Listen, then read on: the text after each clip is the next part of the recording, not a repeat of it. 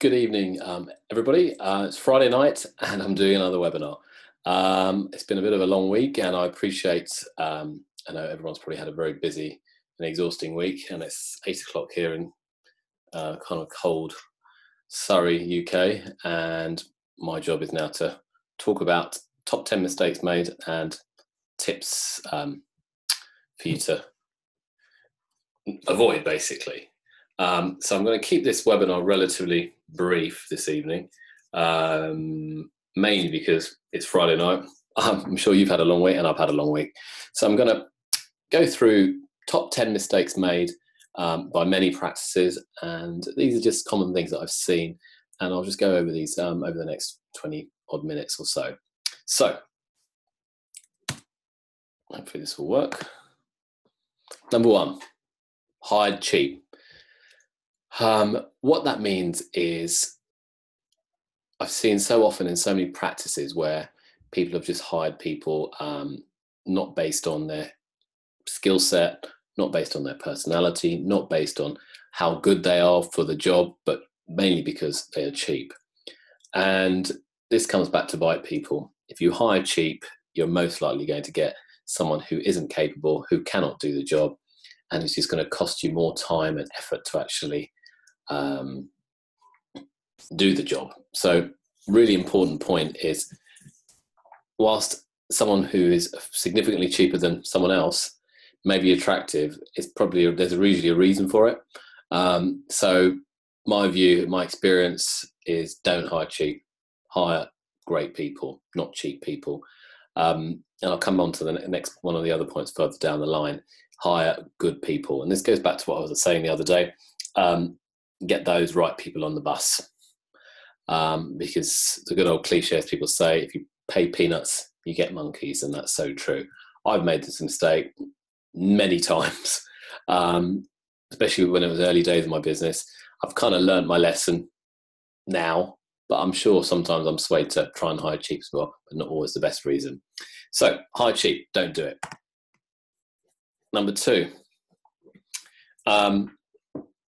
this is just experience in working with various engineers and equipment suppliers over the years. And when we opened up our first clinic, we built a relationship with a very friendly engineer, very helpful, very happy. Him and a few other suppliers as well. And we trusted them. And we trusted that we were getting a decent deal. We trusted them to be able to deliver. We trusted them that they would actually service our stuff, come back to us if there was a problem. And we realized quite a few years down the line that we were being ripped off by this said, well, a couple of different engineers actually. In one instance, I remember we opened up a new clinic and we bought an x-ray machine, and the x-ray machine never actually arrived. We paid all the money up front, and the company that we're dealing with had gone out of business, or they never told us we were going out of business, but we'd lost about £8,000. Another situation was another engineer was he'd overservice everything and keep charging us for things, and we were pretty green in those early days and realized that we didn't actually need half the things that we were doing. So we trusted people too much. So get a shop around, find different suppliers, different engineers, and get a good picture of everything.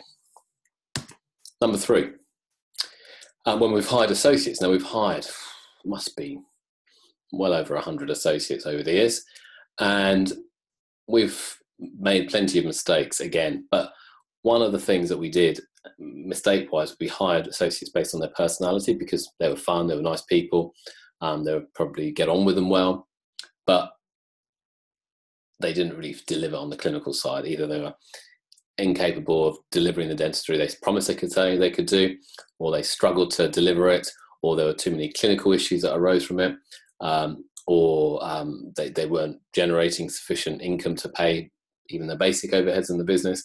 So whilst they were nice people and they were friendly and we got on with them on a one-to-one level, when it came to a business decision, we made that mistake of hiring the wrong people based on their personality. So when you're hiring associates, you've got to really look at several factors. Personality, of course, their attitude, their hunger, their skill set, their ability to generate a certain level of income to cover overheads for yourself and for them to be paid. All of those factors are very important. And if you're missing any of the particular factors, you're going to maybe struggle with that. Number four, associates are not employees. That's a really, really big learning point. I'll give you a story about what happened to us several years ago. We had an associate who was working with us, and they signed a self-employed contract with us. Anyway, they worked for a number of years, and then they went off sick and they started causing problems. They didn't want to come to work. Anyway, we got to a point where, you know what, there was also clinical issues that were arising. So it was a bit of a fracas, but it wasn't particularly a nice situation. They decided to leave. Okay, great. We didn't ask them out. They decided to leave, and they left. And then the next few weeks later, we received a letter from a solicitor saying they were basically making a claim for constructive dismissal. Okay, and to us, it was saying, well, hold on a minute, you were self-employed. What have we haven't done anything wrong. How can you make that claim? Well, we were wrong. They could make that claim. So months and months of torture and going to solicitors and going to ultimately an employment tribunal. We had to make our case, and they had to make their case. And what manifested was that we found out this associate had done the same situation with a previous firm of employer and tried to kind of rip them off. They'd managed in that instance, but in our instance, where our kind of tribunal assessor, he said he picked up on what they were doing. They were just a serial employment tribunal person, and we won the case. And our exposure in this situation was over £150,000, so it was a lot of money. And we won the case, and never to see that associate ever again. So remember, they're not employees. You've got to manage the situation very well. Make sure you treat them as not employees. So things like holidays, they can choose what they want to do. In terms of them appointing a locum, they can appoint a locum. In terms of them having the clinical rights to do what they want to do, that's their choice. Okay. So now, if you try to enforce any of these types of things, even wearing a uniform, okay, of the practice, that can be deemed to be an employee action. Okay. So be very careful, and remember, associates are not employees. Number 5. And this goes back to risk, and it's about putting our eggs in one basket. Now, when we opened up the first practice, we had all our eggs in one basket. That was our income. But then we diversified. We opened up our Canary Wharf site. We opened up our Esher site. We've opened up our Notting Hill site. At the same time, for Samera, we've got various aspects of the business. We don't put all our eggs in one basket. Now, I've seen other clients of mine who are dentists, and they put all their eggs in one basket. And things are going great, all very happy. And then one day they get a horrible letter from a patient, and everything starts to unravel. GDC issues, GDC cases, income drops, stress, problems. This impacts their business, but also impacts their personal life. And the moral of the story is they had all their eggs in one basket, and they didn't spread their risk. So if I can offer any advice, really key advice, is diversify your income sources, diversify your risk. It's a basic investment strategy out there, and it can be hard to have income sources come from various places, but it can also protect you, because your main income source sometimes can disappear. But if you've got other income sources, such as other practices or property or other businesses, it's always going to help. So spread your risk. Don't put all your eggs in one basket. Number 6, this kind of relates to cheap in many ways, hiring cheap. Don't rush employment. Really don't rush your employment. Find that right person for them. Find those right people who are going to fit into the role when recruiting, and wait for that right team member. Now, it might be very tempting to try and hire someone because you need to fill a role quickly, but when you're in that situation, you're going to struggle, and you'll probably find the wrong type of person. So don't rush the employment. Be thorough when recruiting.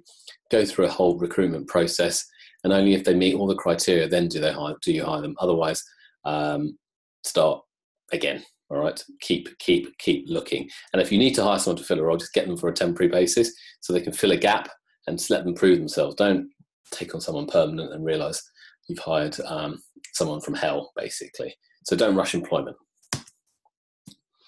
these slides, and just bear with me a second.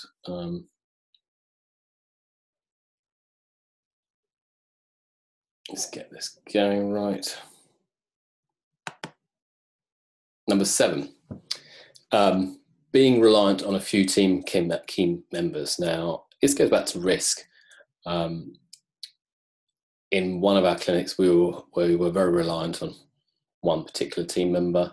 Eventually, they decided to leave, and we had to start that business from scratch again. So don't be so reliant on just a few key team members. Spread that risk, hire new people to manage that risk and get other income sources coming in. So always be reliant. Always look at how you're not reliant just on a few key team members. Whilst then you need to hire more people, it might cost you more money. Over the long term, that will probably benefit you and your business. Number 8, and this is me, the accountant in me, keep a tight rein on your spending at the outset. Always keep a tight rein on your spending. It's very easy to spend more money and sign up to this and buy that and buy this kit and whatever, but doesn't mean it's going to improve your life. So be careful with your money. Obviously, you need to spend, you need to invest in certain things, but be aware, and therefore goes back to getting quarterly or management accounts, putting things on zero, and just reviewing your performance on a month-to-month, week-to-week basis. Number 9, and I'm saying this not because people pay me for professional advice, but time is the thing that usually helps. It can be short. So in this instance, you really have to pay for professional advice to get the right answers to help you achieve what you want to achieve. So whilst you can do things yourself, I'm sure you can on many aspects. If you read the law, if you read the Tax Act, you read all these things, which is great, but you'll never actually get anywhere. So pay for professional advice, take the shortcut, get the right people, find the right accountants, right lawyers, right tax advisors, right marketing people, right advisors on all fronts, okay? It'll save you time and a lot of money in the long run. And whilst it might feel, oh my God, there's another 5 grand or another 10 grand going out to different parties, it will be well worth the effort. And number 10 to me, and whilst I'm quite a tech savvy website related person, looking back over the last 10, 15 years of running practices, one of the things I realized is that we kind of got complacent with our website. And what we should have done really is update our website sooner and integrate Google pay-per-click further and develop that side of the business further. This would only help the business achieve greater success even further. So the mistake was not keeping up with the times with technology and digital marketing.